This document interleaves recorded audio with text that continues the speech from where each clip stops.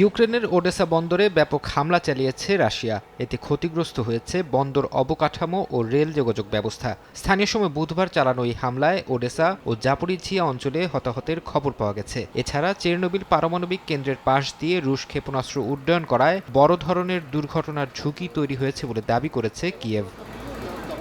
জবাবে ইউক্রেনীয় সীমান্ত থেকে প্রায় ১,০০০ কিলোমিটার দূরে রাশিয়ার সিরজান শহরে পাল্টা ড্রোন হামলা চালিয়েছে জেলেনস্কি বাহিনী। এতে একটি আবাসিক ভবন আংশিক ধসে পড়ে নারী শিশুসহ কয়েকজন হতাহত হয়। রাশিয়ার অভিযোগ, বেসামরিক স্থাপনা লক্ষ্য করে এই হামলা চালানো হয়েছিল।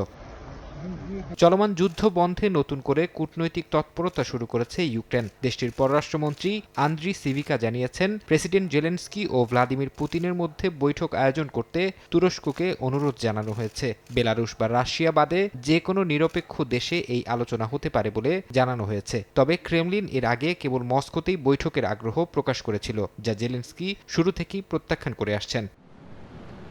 ইউক্রেন হয়ে ইউরোপে রাশিয়ার তেল সরবরাহ পুনরায় শুরু হওয়ায় ইইউর ৯০ বিলিয়ন ইউরোর ঋণ পাওয়ার পথ পরিষ্কার হয়েছে কিয়েভের জন্য। বুধবার ব্রাসেলসে অনুষ্ঠিত বৈঠকে ইইউর ২৭টি সদস্য রাষ্ট্র এই ঋণের বিষয়ে একমত হয়েছে। হাঙ্গেরিয়ান তেল সংস্থা MOL নিশ্চিত করেছে, পাইপলাইন দিয়ে তেল সরবরাহ শুরু হয়েছে, যা বৃহস্পতিবারের মধ্যেই গন্তব্যে পৌঁছাবে। এই অর্থ ইউক্রেনের আগামী ২ বছরের প্রতিরক্ষা ও বাজেট ঘাটতি মেটাতে ব্যয় করা হবে। এর আগে রাশিয়ার তেল সরবরাহের পাইপলাইন নিয়ে দ্বন্দ্বের জেরে হাঙ্গেরি ও স্লোভাকিয়া এই ঋণে ভেটো দিয়েছিল।